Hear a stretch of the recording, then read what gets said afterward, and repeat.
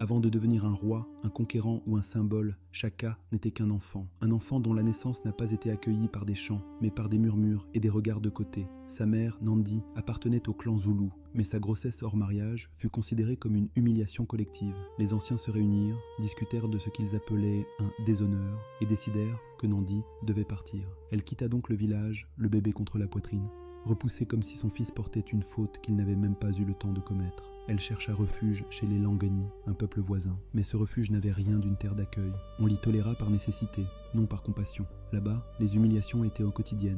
On la faisait travailler sans relâche. On se moquait d'elle en public et on traitait Shaka comme un enfant indésirable. On racontait qu'il avait été conçu dans la honte, qu'il n'avait pas de place parmi les autres et qu'il ne deviendrait jamais rien.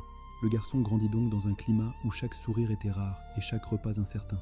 Mais un enfant peut apprendre de deux façons, en recevant de l'amour ou en observant la cruauté. Shaka apprit de la cruauté. Il comprit très tôt que le monde ne pardonne pas la faiblesse. Alors il observa. Il observa comment les hommes s'écrasent devant les puissants, comment les lâches s'unissent pour humilier un isolé, comment les conflits se gagnent par la peur avant de se gagner par la force. Il apprit que la sécurité ne vient jamais de la faveur des autres, mais de la capacité à rester debout lorsque personne ne vous tend la main. Pourtant, au milieu de cette dureté, il y avait Nandi, sa mère, son pilier. Elle ne lui donnait pas grand-chose matériellement, mais elle lui donnait l'essentiel, une dignité qu'on ne pouvait pas lui voler. Chaque soir, elle rallumait un petit feu et murmurait à son fils que sa vie n'était pas un accident, qu'il n'était pas né pour ramper, que les épreuves ne sont pas là pour détruire, mais pour révéler. Elle lui disait que même si le monde lui refuse sa place, il doit la prendre lui-même. Pendant ces années, Shaka forgea deux certitudes, que la solitude peut devenir une armure et que le regard des autres n'a de pouvoir que si on l'accepte.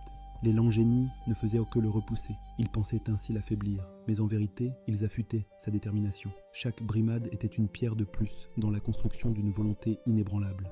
Shaka n'apprit pas seulement à survivre, il apprit à comprendre les autres, à deviner leurs peurs, leurs stratégies, leurs intentions.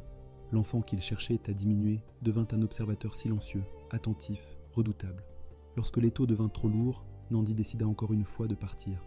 Elle prit la route avec son fils, laissant derrière elle les humiliations, les rires moqueurs, les ombres du passé.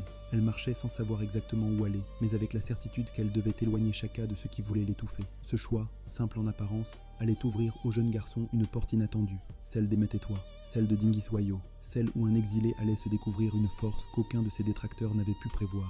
L'histoire de Shaka ne commence donc pas sur un trône, mais sur un chemin poussiéreux, dans le dos d'une mère qui refusait de renoncer. Et c'est là, dans cette marche sans garantie, que le destin commence à se lever.